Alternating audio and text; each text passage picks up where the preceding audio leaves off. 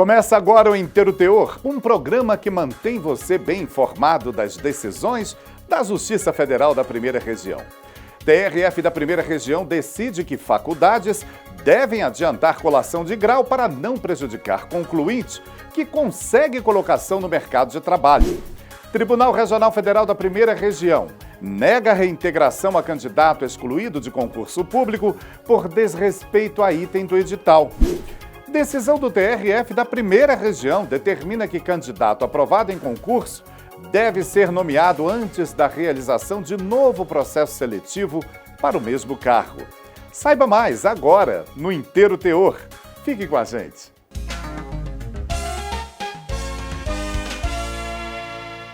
Conquistar um lugar no mercado de trabalho é o passo seguinte para quem conclui a universidade. Mas o que fazer quando uma vaga vem antes da colação de grau e do diploma? O TRF da Primeira Região decidiu que as faculdades devem adiantar esse processo para não prejudicar quem passa por essa situação.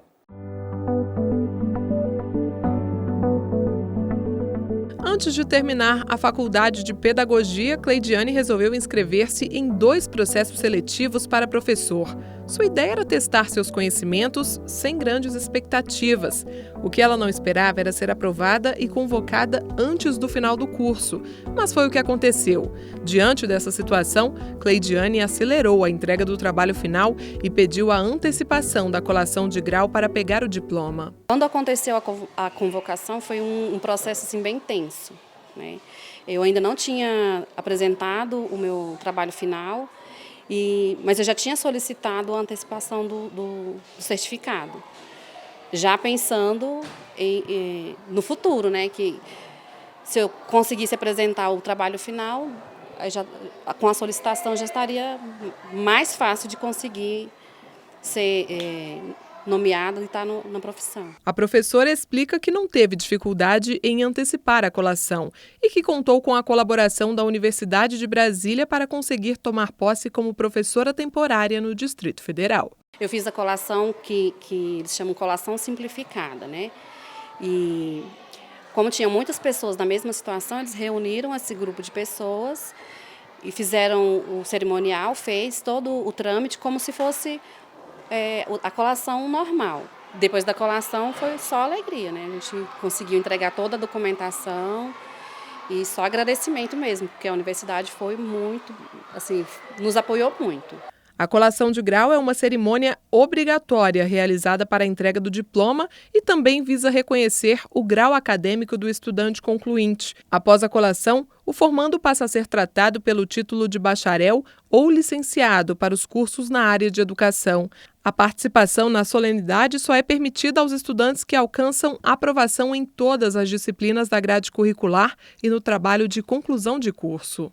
Mas nem sempre os estudantes conseguem antecipar a colação de grau junto à universidade, mesmo quando tem uma oportunidade de trabalho. E algumas situações chegam à justiça. Foi o que aconteceu com 2 formandos de medicina da Universidade Federal de Juiz de Fora, em Minas Gerais. Eles foram aprovados para o programa Mais Médicos e pediram que a colação fosse antecipada para cumprir os requisitos de convocação do programa, mas só conseguiram depois de decisão favorável da primeira instância da Justiça Federal. No TRF da Primeira Região, o caso foi analisado pela 6ª turma. Para os magistrados, a autonomia administrativa das universidades não inclui a prerrogativa de negar a confirmação de grau acadêmico a estudantes que cursaram com êxito todas as disciplinas do curso. Para esse advogado, especialista em direito administrativo, ao negar o pedido dos agora médicos, a universidade contrariou um direito fundamental do cidadão previsto na Constituição Federal. Quando a universidade, a instituição de ensino, ela nega que o acadêmico cole grau antes, para que ele possa entrar nos quadros de concurso público, ela está negando o acesso ao trabalho ao acadêmico. O acesso ao trabalho é um direito fundamental, previsto na Constituição Federal, e ela, ao invés de utilizar de princípios de razoabilidade, entender que o trabalho, né, é uma consequência de tudo que foi feito ao longo dos anos na instituição de ensino, ela acaba, com essa negativa, obstaculizando, né, de forma clara o acesso ao trabalho, ao esse acadêmico que já passou um concurso público e só precisa desse requisito formal para que ingresse nos quadros da administração pública.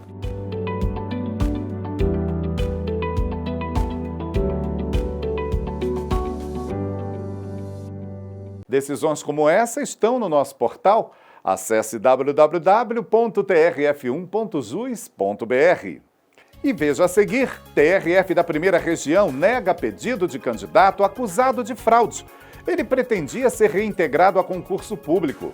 E ainda, candidato aprovado em concurso deve ser nomeado antes da realização de novo processo seletivo para o mesmo cargo. É daqui a pouco, aqui no Inteiro Teor.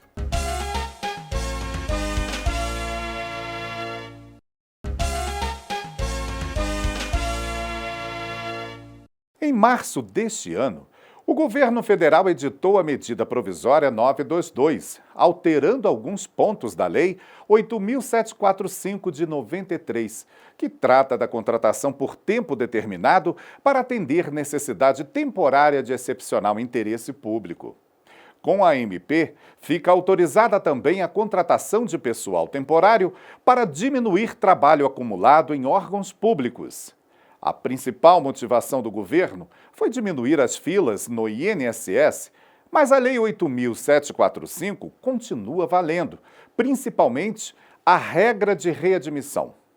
Justamente a regra que foi discutida na história que Márcio Fontinelli conta pra gente. Brasília, 1988. No dia 5 de outubro, o então presidente da Assembleia Nacional Constituinte, Ulisses Guimarães, apresenta a nova Constituição Federal.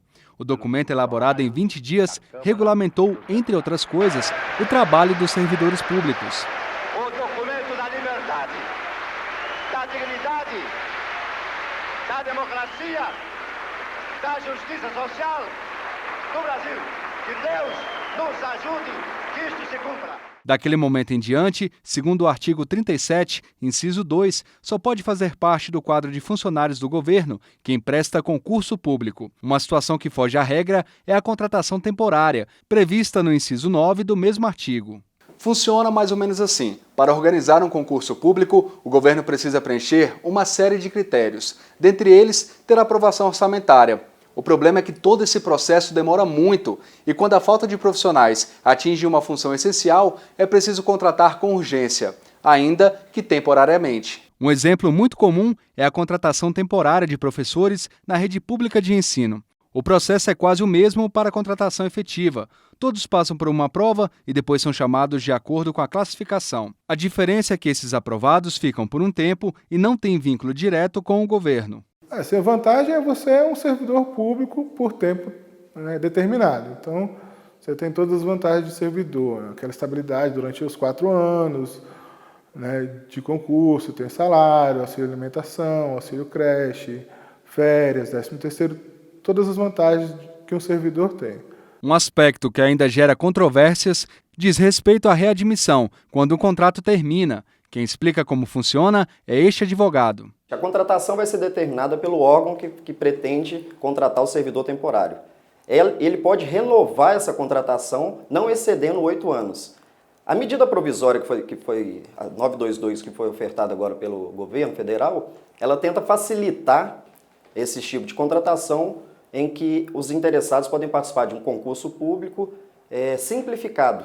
Tenta facilitar especificamente para interesses públicos. Sempre que houver um interesse excepcional público, pode haver esse tipo de contratação de forma simplificada. É um procedimento mais rápido do que o concurso comum, justamente para resolver problemas de calamidade pública, problemas cotidianos que a gente tem visto de surtos de epidemias de coronavírus, seja a entrada de venezuelanos no Brasil. E isso o governo federal autoriza, ele facilita a contratação específica para conter certos tipos de necessidade de interesse público. Mas nem sempre essa regra fica clara. Um candidato aprovado no concurso para professor temporário do Instituto Federal de Educação, Ciência e Tecnologia da Bahia foi impedido de assumir o cargo. O argumento foi de que ele havia acabado de prestar serviço na Universidade Federal da Bahia e que, por isso, teria que esperar 24 meses para ser contratado novamente. O caso foi parar na Justiça. Em primeira instância, o professor conseguiu um mandado de segurança para ser contratado. O entendimento é de que a universidade e o instituto são locais diferentes. Portanto, não se aplica a regra de espera para uma nova contratação.